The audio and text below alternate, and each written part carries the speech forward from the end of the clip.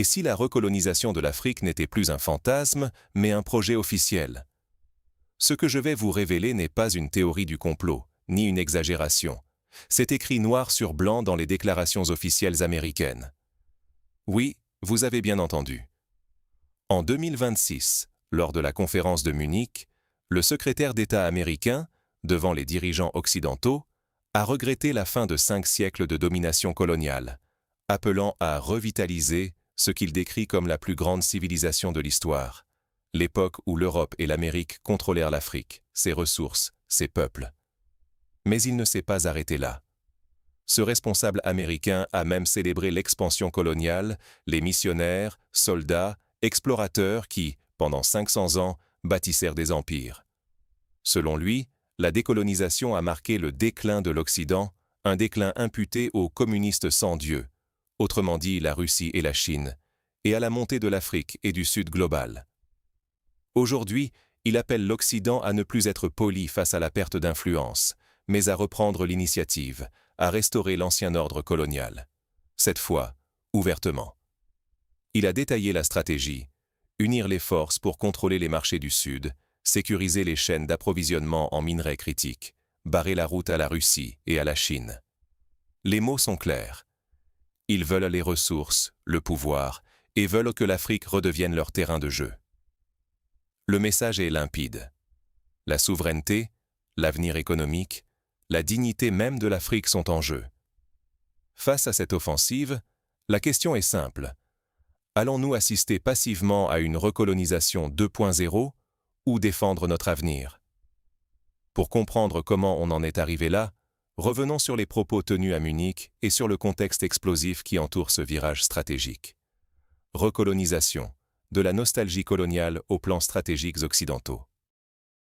Depuis des décennies, l'Occident cachait ses ambitions en Afrique derrière les discours sur la démocratie, la coopération, les droits humains. Mais aujourd'hui, un virage brutal s'opère. Les masques tombent, et ce sont désormais des paroles franches qui s'affichent. L'exemple le plus frappant? Le discours de Marco Rubio, sénateur américain, à Munich. Rubio est allé droit au but. Il a exprimé sa nostalgie de l'époque où l'Occident dominait le monde, contrôlait ressources, marchés et peuples du Sud global. Il a désigné la décolonisation comme cause principale du déclin occidental, affirmant que les mouvements anticoloniaux et les communistes sans Dieu ont sapé les fondations de ce qu'il appelle la plus grande civilisation. Selon lui, il faut revitaliser l'alliance transatlantique, renouer avec l'ancienne amitié unissant Américains et Européens dans l'exploitation de l'Afrique. Mais il ne s'agit pas seulement de nostalgie. Rubio décrit une stratégie économique concrète, offensive occidentale pour conquérir de nouveaux marchés, création d'une chaîne d'approvisionnement autour des minerais critiques africains. Il parle de sécuriser ses ressources face à la montée de la Chine et de la Russie. Il n'est plus question de partenariat ni de respect des souverainetés. L'objectif est de reprendre le contrôle, de ne plus attendre, de ne plus respecter les règles internationales, même celles créées par l'Occident. C'est une rupture majeure. Pour la première fois depuis la fin de la colonisation, des dirigeants occidentaux n'essaient plus de cacher leur volonté de domination. Rubio rejette l'idée que l'Occident doive respecter le droit international ou demander l'avis des Nations Unies. L'ère du soft power, des interventions sous couvert de bons sentiments, semble finie.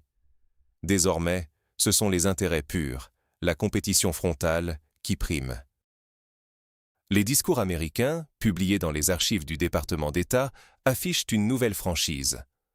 Nous voulons les ressources, nous voulons les marchés, et nous n'attendrons plus. Ce langage, c'est celui d'une recolonisation assumée.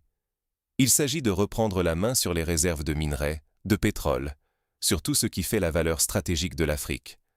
Et ce n'est pas un hasard si cette rhétorique se durcit aujourd'hui.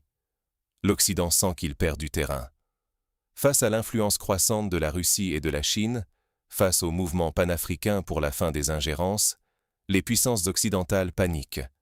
Elles voient l'alliance des États du Sahel et d'autres mouvements de décolonisation comme une menace directe à leur système de contrôle.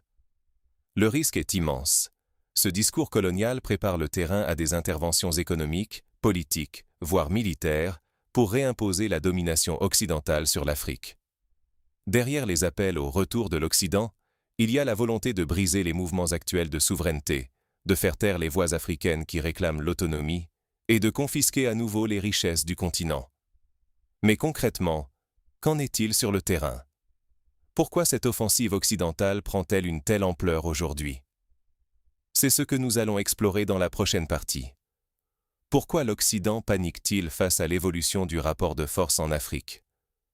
Il y a quelques années, États-Unis et Europe faisaient encore semblant de respecter le continent, cachant leurs intérêts derrière les discours sur la démocratie, la société civile. Aujourd'hui, le masque tombe. Les cartes sont sur la table. L'Occident n'a jamais digéré la perte de son influence, et cette perte s'accélère. Pourquoi? À cause d'un basculement géopolitique mondial. La montée de la Chine et de la Russie en Afrique n'est plus un secret. Pékin investit massivement, construit des infrastructures, propose des partenariats gagnant-gagnant, tout en restant à distance de la politique intérieure. Moscou, elle, tisse des alliances militaires, fournit des équipements, forme des armées nationales et soutient même les États qui défient l'ordre occidental. Résultat? Les positions de la France, des États-Unis ou du Royaume-Uni reculent partout, au Mali, au Burkina Faso, en Centrafrique, au Niger. Les peuples africains réclament la fin de la France-Afrique et des bases étrangères.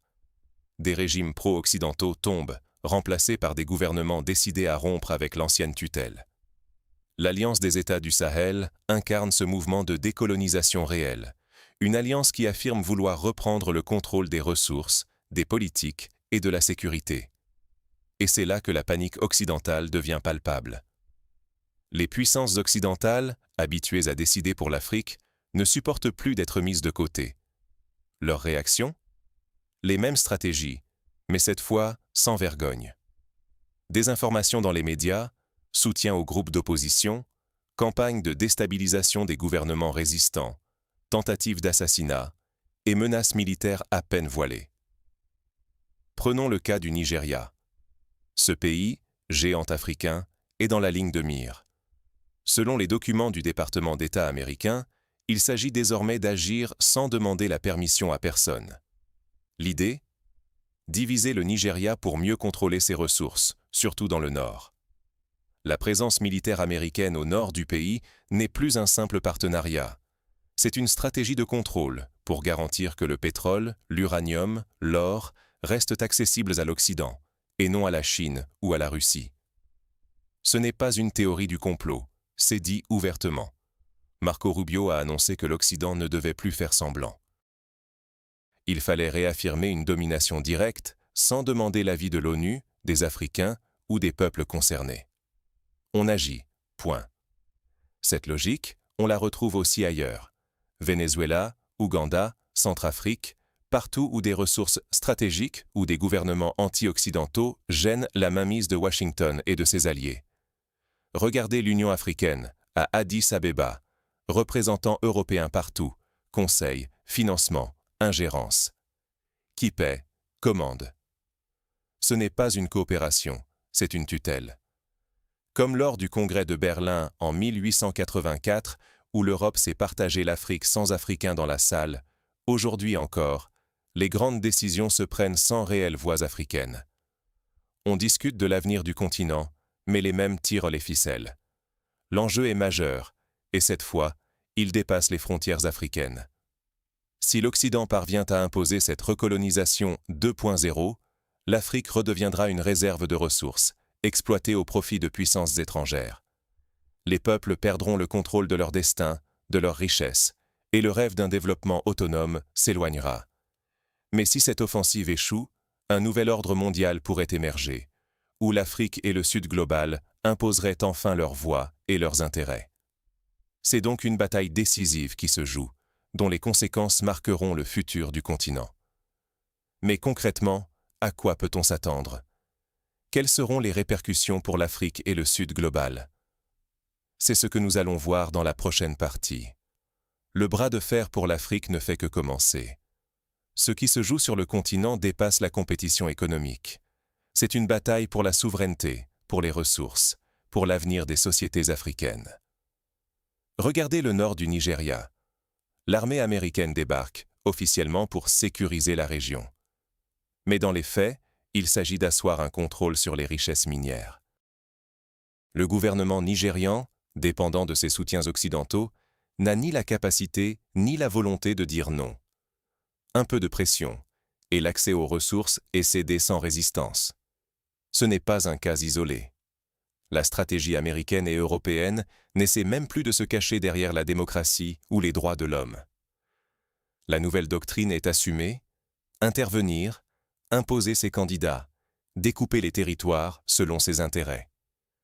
Ce qui se passe au Nigeria risque de se répéter ailleurs, et la division territoriale orchestrée depuis l'extérieur rappelle la conférence de Berlin de 1884, où l'Europe s'est partagé l'Afrique sans consulter les premiers concernés.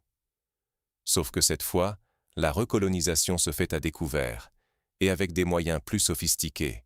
Pression financière, ingérence politique, déploiement militaire. Prenez l'Ouganda. La découverte de nouveaux gisements de pétrole a soudain éveillé les appétits occidentaux. L'Union européenne multiplie les résolutions pour peser sur l'avenir du pays, tout en encourageant la montée de figures politiques plus compatibles avec leurs intérêts. Derrière, la Chine investit dans les infrastructures et l'exploitation du pétrole, ce qui inquiète l'Occident, prêt à tout pour reprendre la main. Les Européens ne veulent pas seulement du pétrole, ils veulent aussi contrôler les routes migratoires, les flux humains, et empêcher toute concurrence géopolitique sur ce terrain stratégique. Tout cela repose sur la faiblesse de l'Union africaine, paralysée par les divisions et la dépendance à l'argent européen. Tant que l'Union africaine n'aura pas les moyens de s'affirmer, elle restera incapable de protéger les intérêts du continent. Et l'Europe le sait. L'aide au développement, les subventions, la dette. Tout cela sert de levier pour garder un pied dans la porte et imposer leurs conditions. Mais la résistance s'organise. Certains États africains refusent de plier et cherchent des appuis ailleurs, surtout auprès de la Russie et de la Chine. On le voit avec l'Alliance des États du Sahel. Pour ces pays, l'ingérence occidentale n'est plus tolérable. Moscou et Pékin proposent des partenariats militaires, des investissements sans conditions politiques et un soutien diplomatique pour défendre la souveraineté. Résultat, les tentatives de déstabilisation se multiplient. On assiste à une vague de coups d'État, de contestations, de violences orchestrées, parfois même à des tentatives d'assassinat contre les dirigeants qui résistent. D'un côté, des pays sous tutelle, soumis au diktat occidental. De l'autre, des pays sur le fil du rasoir, menacés de guerre ou de sanctions, mais qui tentent de s'émanciper. Le scénario pour l'avenir est donc incertain, plein de risques, soit la soumission à une nouvelle ère coloniale 2.0, soit la montée des conflits, voire de guerres, pour défendre coûte que coûte cette souveraineté.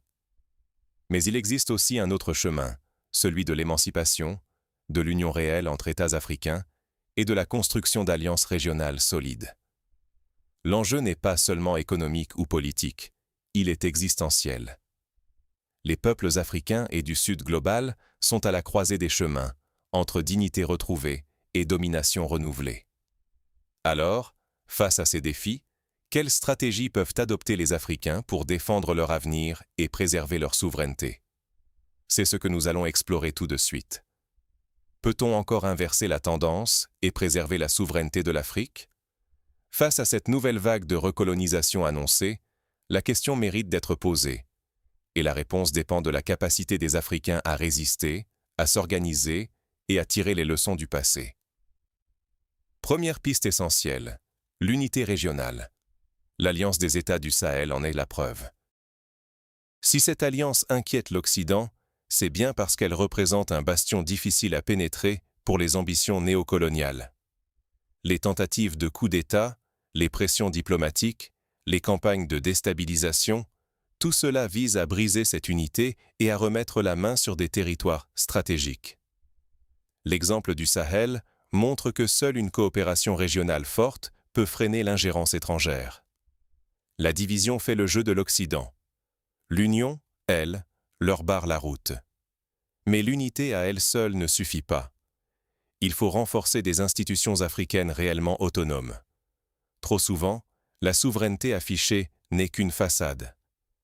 Les institutions doivent avoir les moyens et la volonté de défendre les intérêts du continent, y compris face aux pressions extérieures. Cela implique de refuser les accords léonins, imposer la transparence sur l'exploitation des ressources et surtout imposer la souveraineté sur ces richesses. L'exemple de l'Ouganda est parlant. Les convoitises autour du pétrole attirent toutes les attentions, et la moindre faille institutionnelle ouvre la porte à la prédation. Un autre levier fondamental, c'est l'implication de la société civile. Une opinion publique informée, consciente des enjeux et mobilisée, devient un rempart contre la domination extérieure. C'est la passivité des peuples qui, par le passé, a facilité le travail des colonisateurs. Aujourd'hui, à l'ère de l'information, il n'a jamais été aussi facile de dénoncer, s'organiser et résister. Mais cela suppose un accès réel à l'information, à la formation et la promotion d'une véritable culture du débat et de la vigilance citoyenne. Enfin, il serait illusoire de négliger le rôle des dirigeants africains. Leur courage ou leur passivité pèsent lourd. L'histoire récente le montre. Certains choix politiques ont ouvert la voie à l'intervention étrangère, d'autres ont permis d'y résister. Mais il ne s'agit pas seulement de condamner ou de saluer ces leaders. Il s'agit d'exiger d'eux une redevabilité totale envers leur peuple, et non envers des intérêts extérieurs. Rester spectateur, c'est accepter la fatalité d'un retour en arrière. S'engager, s'informer, exiger des comptes, c'est tracer la voie vers l'autonomie. La question qui se pose est grave. L'Afrique peut-elle éviter de replonger dans la domination ou sera-t-elle condamnée à la soumission? Le choix appartient aux peuples africains et à leurs alliés. Mais il faut tirer les leçons du passé et comprendre qu'aucune puissance extérieure n'agira jamais dans leur intérêt. En fin de compte, une question cruciale se pose à chacun d'entre nous. La recolonisation n'est plus un secret.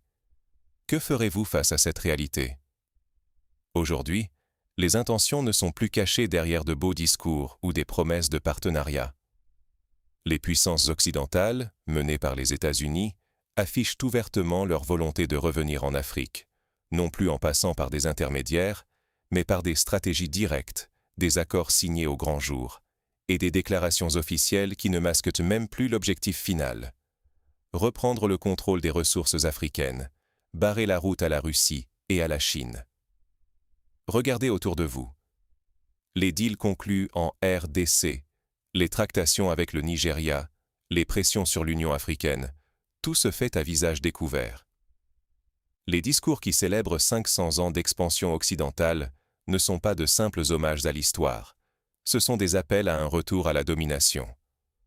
Même les chefs d'État qui autrefois dénoncèrent le colonialisme brandissent aujourd'hui, parfois à contre-cœur, les nouveaux traités proposés par l'Europe ou Washington. Et lorsque l'Union africaine tente de s'opposer, comme pour la reconnaissance du Somaliland ou l'ingérence en Afrique de l'Est, que se passe-t-il? Rien de concret. De simples communiqués, aussitôt balayés, tandis que sur le terrain, les jeux de pouvoir continuent. Ce n'est plus une question d'anticipation. La recolonisation est en marche, étape après étape, sous nos yeux.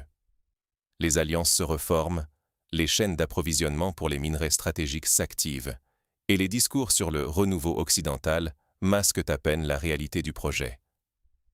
L'Afrique n'est plus seulement un champ de bataille économique, c'est devenu le théâtre central de la compétition mondiale du XXIe siècle. Mais la vraie question, c'est celle-ci. Face à cette offensive ouverte, que va faire la jeunesse africaine? Que feront les sociétés civiles, les entrepreneurs, les intellectuels, les femmes et les hommes de ce continent?